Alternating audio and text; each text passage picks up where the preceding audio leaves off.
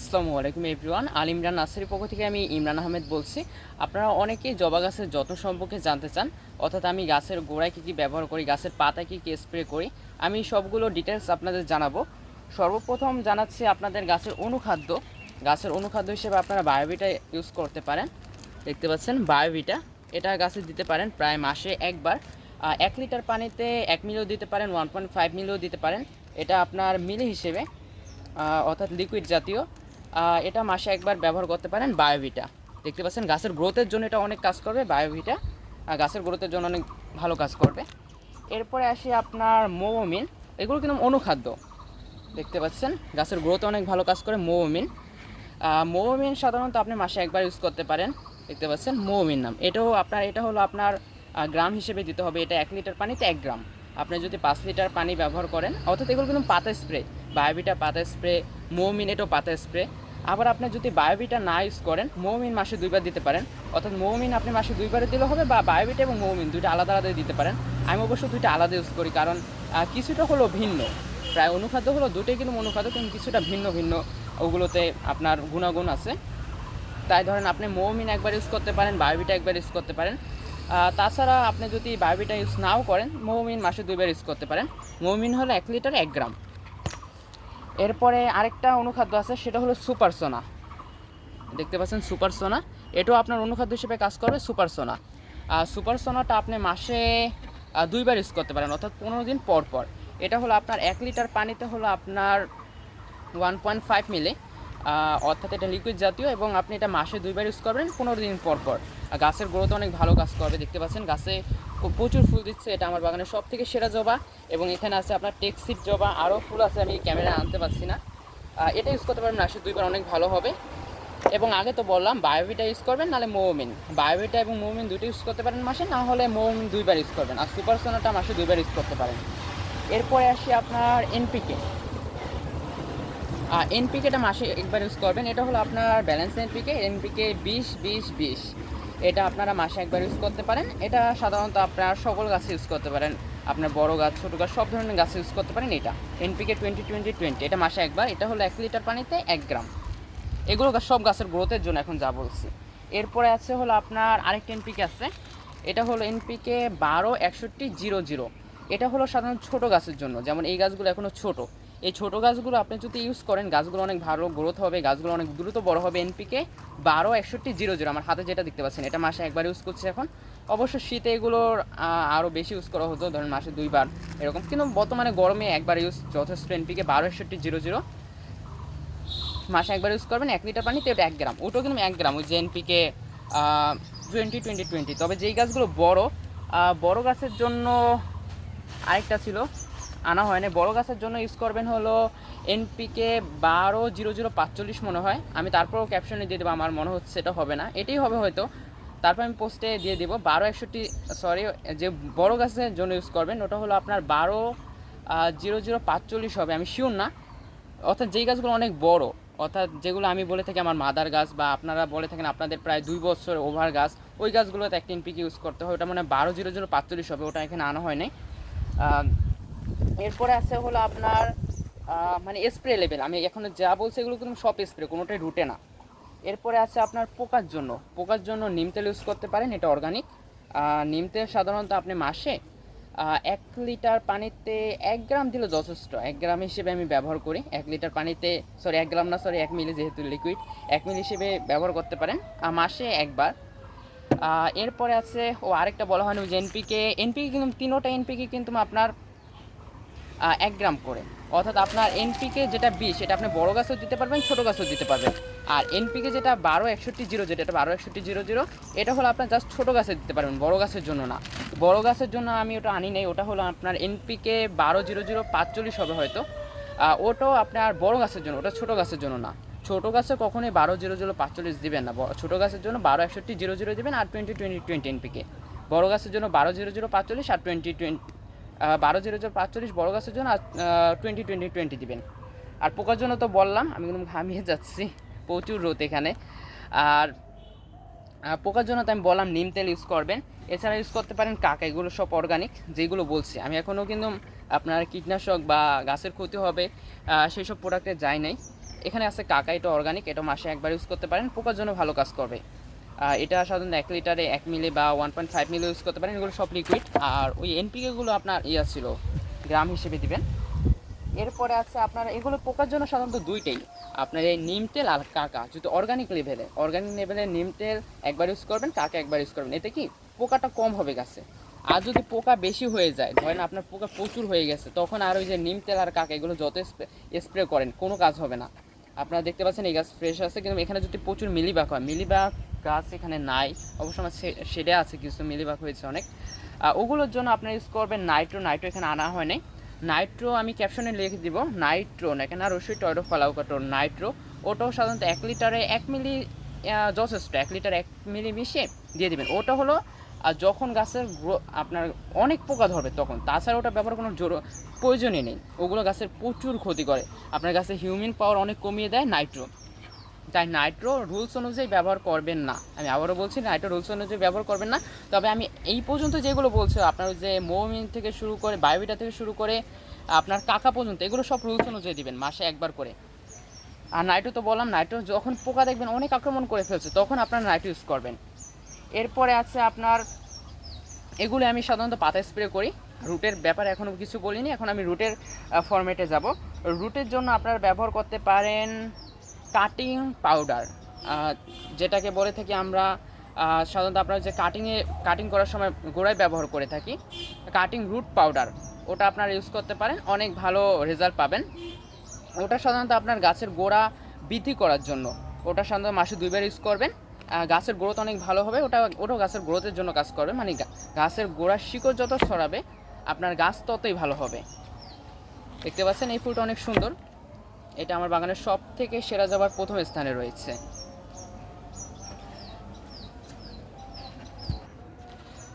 যে বিষয়টার কথা বলছিলাম, অর্থাৎ কাটিং রুট পাউডার, এটা যদি আপনারা মাসে একবারও ইউজ করেন সেক্ষেত্রে অনেক ভালো হবে।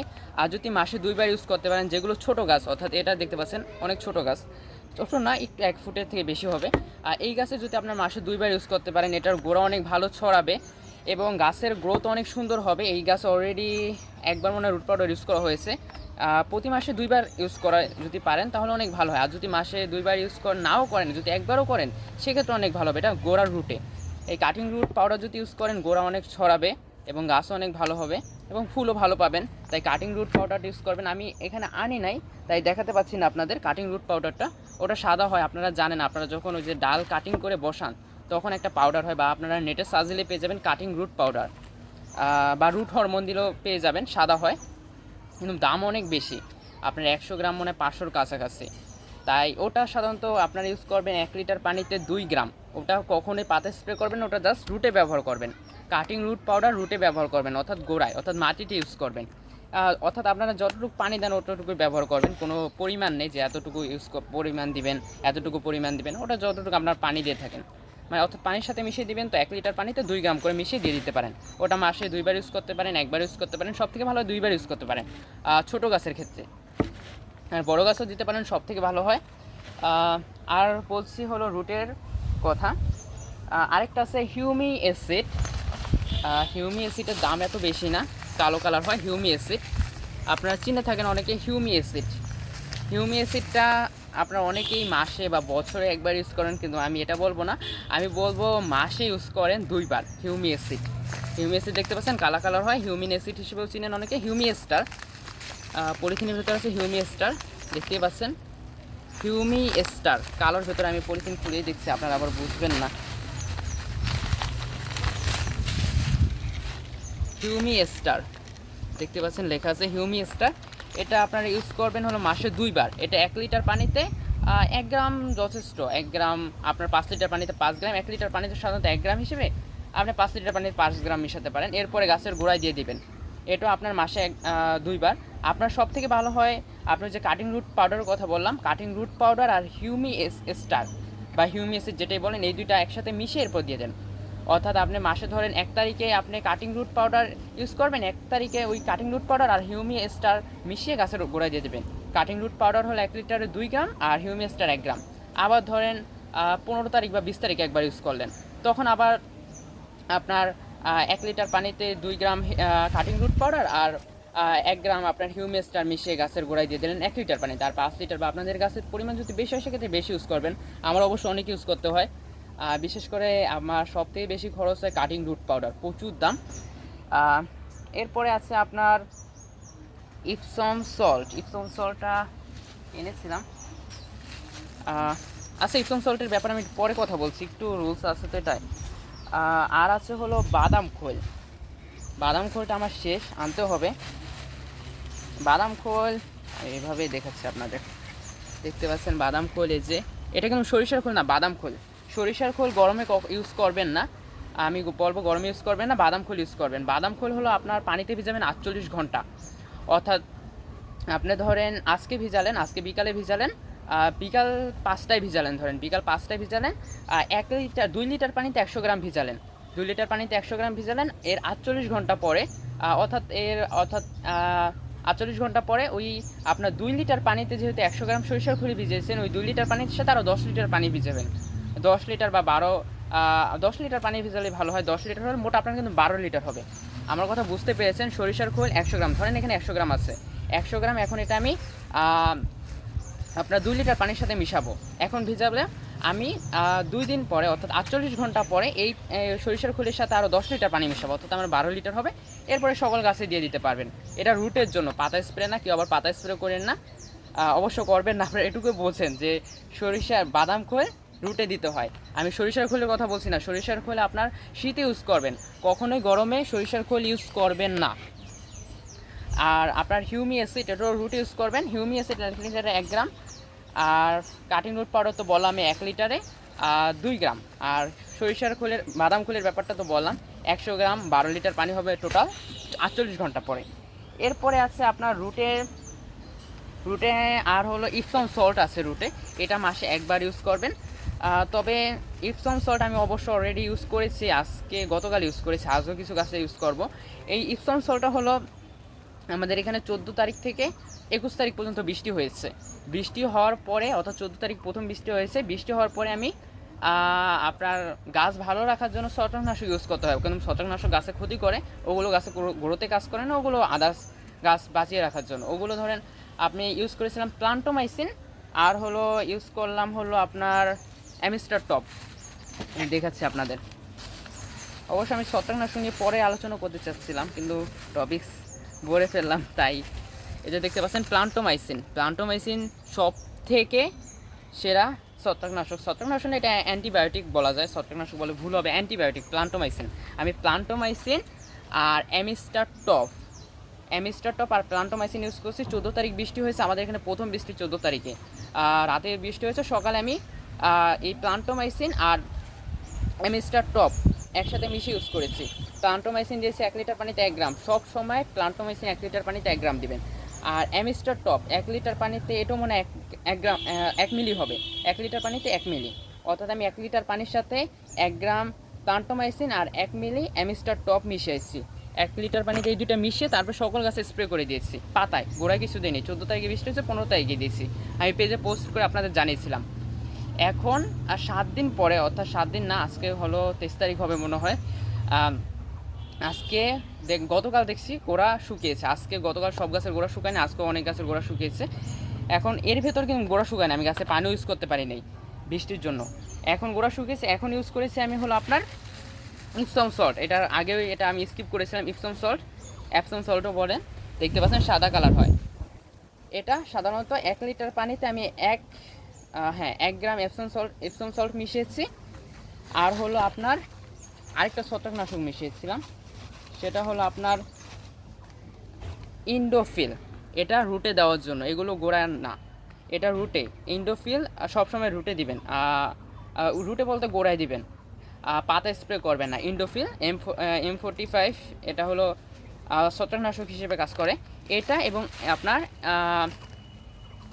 ইপসম সল্ট, এই দুইটা আমি একসাথে মিশিয়ে গাছের গোড়ায় দিয়েছি বৃষ্টির পরবর্তীতে। আর যদি বৃষ্টি নাও হতো, ধরেন আপনারা বৃষ্টি হয় না, তারপর আমি মাসে ইউজ করতাম, এটা হলো আপনার ইপসম সল্ট। যদি বৃষ্টি না হতো তো আমি ইপসম সল্ট ইউজ করতাম অবশ্যই, এই মাসে একবার ইউজ করাই হতো। তবে আমার যেটা বলছি ইন্ডোফিল, এটা ইউজ না করলেও হয়। এখন ইউজ না করলে হয়, কিন্তু এটা যখন আপনার মে মাস ওভার করবে, অর্থাৎ জুন জুলাই আগস্ট যখন প্রচুর বৃষ্টি হবে, তখন আপনার প্রচুর ডাইব্যাক হবে গাছে। তখন আমি আরও বিস্তারিত ভিডিও করব, কারণ তখন প্রচুর ডাইব্যাক হবে গাছে। তখন আপনার এই ইন্ডোফিল ইউজ করতে হবে 10 দিন পর পর। ইন্ডোফিল আপনার মাসে 1-2 বার ইউজ করতে হবে, অর্থাৎ জুনের দিকে। এখন আপনার বৃষ্টি হলে এখন একবার ইউজ করবেন, এছাড়া দরকার নেই। তখন আবার আপনার এই যে এমিস্টার টপ, ছত্রাকনাশক, প্লান্টোমাইসিন, আরও আছে ছত্রাকনাশক দেখাচ্ছি আমি, রেডোমিন গোল্ড, এগুলো আপনার ইউজ করতে হবে জুন জুলাই আগস্ট সেপ্টেম্বর। তখন এগুলো প্রচুর ইউজ করতে হবে। ইন্ডোফিল, রেডোমিন গোল্ড, ইন্ডোফিল পাতা স্প্রের জন্য, আর রেডোমিন গোল্ড ইন্ডোফিল রুটে দেওয়ার জন্য, আর রেডোমিন গোল্ড হলো পাতায় দিবেন, প্লান্টোমাইসিন পাতায় দিবেন, আর অ্যামিস্টার টপ পাতা দিবেন। এগুলো জুন জুলাই আগস্ট তখন এগুলো ইউজ করতে হবে। এখন রুলস অনুযায়ী ইউজ করার দরকার নেই। আমি আগে যতগুলো কথা বলছি এগুলো সব রুলস অনুযায়ী, এগুলো সব মাসে ইউজ করতে পারবেন আপনি।